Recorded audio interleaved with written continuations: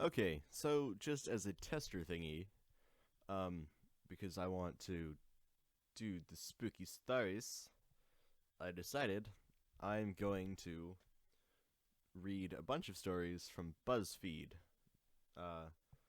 It's the title of the article is 16 Truly Terrifying Super Short Stories. So I'm gonna read those, like, now.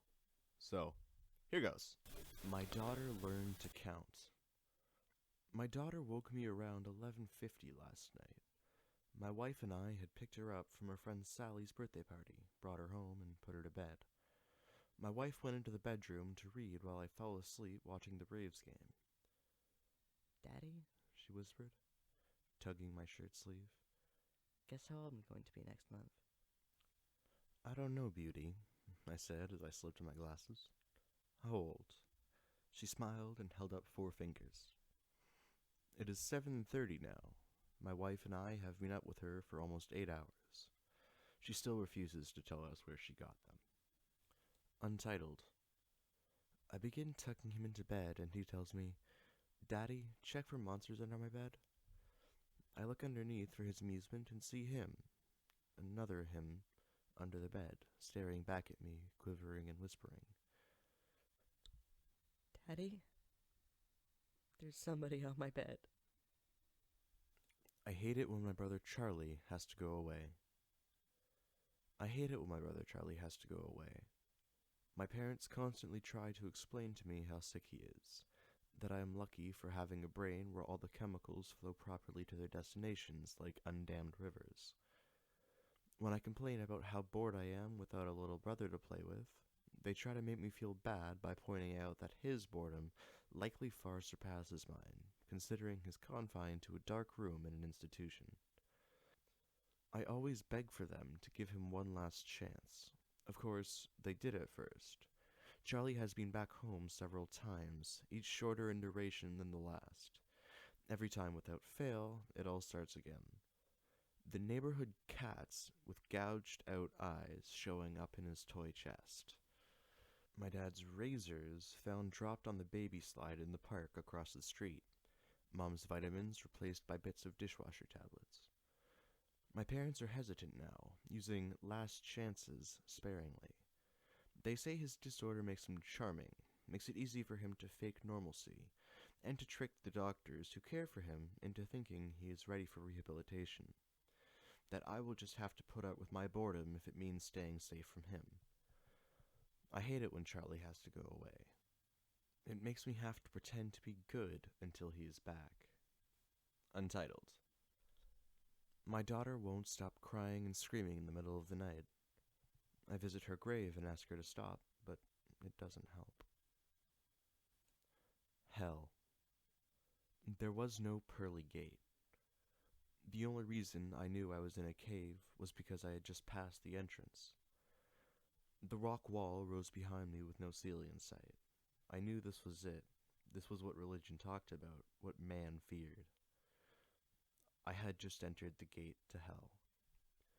I felt the presence of the cave as if it was a living, breathing creature. The stench of rotten flesh overwhelmed me. Then there was the voice. It came from inside and all around. Welcome. "Who are you?" I asked, trying to keep my composure. You know. The thing answered. I did know. "You are the devil," I stuttered, quickly losing my composure. "Why me? I have lived as good as I could." The silence took over the space as my words died out. It seemed like an hour went by before the response came. What did you expect? The voice was penetrating but patient. "I don't know. I never believed any of this," I uttered. "Is that why I am here?" Silence. I continued. "They say the greatest trick you ever pulled was convincing the world you don't exist." No, the greatest trick I ever pulled was convincing the world that there is an alternative. "There is no God?" I shivered. "The cave trembled with the words. I am God. Untitled. You hear your mom calling you into the kitchen. As you are heading down the stairs, you hear a whisper from the closet saying, Don't go down there, honey. I heard it too. He stood against my window. I don't know why I looked up, but when I did, I saw him there. He stood against my window. His forehead rested against the glass, and his eyes were still and light, and he smiled a lipstick-red cartoonish grin. And he just stood there in the window. My wife was upstairs sleeping. My son was in his crib, and I couldn't move. I froze and watched him looking past me through the glass. Oh, please, no. His smile never moved, but he put a hand up and slid it down the glass, watching me. With matted hair and yellow skin, and face through the window. I couldn't do anything. I just stayed there, frozen. Feet still in the bushes I was pruning, looking into my home. He stood against my window. Untitled. Don't be scared of the monsters. Just look for them. Look to your left, to your right, under your bed, behind your dresser, in your closet, but never look up. She hates being seen. So I lost my phone. Last night, a friend rushed me out of the house to catch the opening act at a local bar's music night. After a few drinks, I realized my phone wasn't in my pocket. I checked the table we were sitting at, the bar, the bathrooms, and after no luck, I used my friend's phone to call mine. After 2 rings, someone answered, gave out a low, raspy giggle, and hung up. They didn't answer again. I eventually gave it up as a lost cause and headed home. I found my phone laying on my nightstand, right where I left it. Untitled. After working a hard day, I came home to see my girlfriend cradling our child.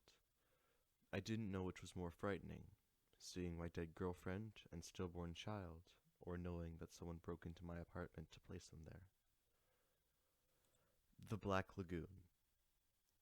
To celebrate their first year in university, 6 friends went camping in the wilderness. After driving several hours from the nearest town, they discovered a lagoon nestled beside a cliff ideal for diving. They set up camp in the woods nearby and spent the evening swimming in the warm, clear water. As the sun sunk below the trees, one of the friends went up to the highest point on the cliff and jumped off, while the other 5 watched. Their laughter slowly subsided as they waited for him to surface. It only took half a minute for them to dive in after their friend. Struggling and sputtering amongst the reeds in the lagoon, they searched hopelessly for him. Finally, they disentangled themselves and came up, but they never saw their friend again. Heartbroken, they returned to the city and passed a strange and lonely year in which their only solace was the knowledge that they would return to the lagoon to honor the anniversary of their friend's death. A year passed, and they returned to the lagoon as a memorial, but as they approached, they saw their friend standing there, head bowed. Excitedly, they called to him and began running towards him, but he didn't turn. As they got closer, they called him more desperately, but still to no avail. With joy, they ran towards him, but stopped dead when they saw not 1 but 5 crosses on the water side. Untitled. The last thing I saw was my alarm clock flashing 12:07 before she pushed her long, rotting nails through my chest, her other hand muffling my screams. I sat bolt upright, relieved it was only a dream, but as I saw my alarm clock read 12:06, I heard my closet door creak open. 1001. The Moores are having a baby. I glanced up from the table, surprised. They got the okay? My husband nodded. The paperwork came in today, so I heard. He lowered his eyes in sorrow. Poor Joanna. She's only 53, I breathed. A bead of sweat dripped down my brow, landing on the cool concrete floor of the bunker. I tried to remind myself to be thankful for this place, this concrete tomb, but it grew more difficult each day. Perpetuum Technologies, the company that sprung up just in time for the largest nuclear war the world had ever seen, had designed the vault to sustain 1,000 people for as long as it took the surface to be inhabitable again. Exactly 1,000 people. Poor Joanna indeed. A quiet cabin deep in the woods. My wife was shaking me violently. I looked around the cabin. The girls must have gone to bed. The fire had burned down to embers. My glass of scotch was still in my hand. Something is tapping on the porch. Then I heard it too. I grabbed my axe and lit the lantern. I opened the door expecting a raccoon or a skunk, but instead found a boy of about 10 years old. He stared at me, petrified for a moment, then bolted down the path through the woods. I gave chase. He was losing me, but I heard him tumble to the ground. I leapt on top of him in a rage. "Why were you knocking on my porch?" I screamed. "My uncles told me to," he stammered. I was no longer angry, but confused. "But why?" I asked. "To get you out of the cabin." First words. Any day now, she'll say her first words. My wife and I have been playfully betting on what she'll say first, Mama or Daddy. I can hear my wife crooning over and over while she feeds her Mama's little girl, "Mama loves you so much." Sometimes she's not even subtle about it. Say, "Mama, come on, Mama." I don't mind it though. I still believe I'll win. When we first brought her home, she would scream and cry, and nothing my wife would say would calm her down. But I knew just how to hold her to help her fall asleep. Our daughter was a daddy's girl. My wife needed all the handicaps she could get. I sit our daughter in the chair, and my wife and I begin babbling like chickens. "Mama! Daddy! Say Mama!" "Who's Daddy's baby?" I pull the gag from our little girl's mouth. Please. What do you want from me? Please let me go. My wife's smile falls from her face. With a heavy heart, I put the gag back in as the girl starts to scream. I take her back to the room, locking her in and shutting the lights out. When I return, I found my wife crying. "It's okay, honey," I tell her. "The next one will be better. I promise."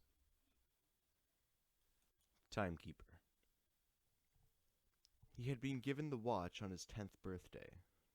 It was an ordinary gray plastic wristwatch in every respect, except for the fact that it was counting down. "That is all the time you have left in the world, son. Use it wisely." And indeed, he did.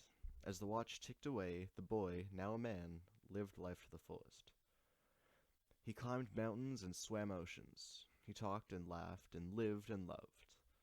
The man was never afraid, for he knew exactly how much time he had left. Eventually, the watch began its final countdown. The old man stood looking over everything he had done, everything he had built. 5. He shook hands with his old business partner, the man who had long been his friend and confidant. 4. His dog came and licked his hand, earning a pat on the head for its companionship. 3. He hugged his son, knowing that he had been a good father. 2. He kissed his wife on the forehead one last time. 1. The old man smiled and closed his eyes. Then, nothing happened. The watch beeped once and turned off. The man stood there, very much alive. You would think that in that moment he would have been overjoyed. Instead, for the first time in his life, the man was scared. Okay, so that was it. Again, this is from Buzzfeed. I'll post the linker thing in the description. Most of those stories, I believe, were from Reddit. No doubt they were from Reddit. No Sleep. Yeah, I guess this video has been probably way too long. So, just to let you know, I messed around with the pitch a little bit to make the girl's voice and the God voice, which was a lot of fun. But yeah, if you liked it, and if you watched the video at all, which you know, you probably won't. But if you did, let me know what you thought of it. That would be cool. Okay, thanks. Bye.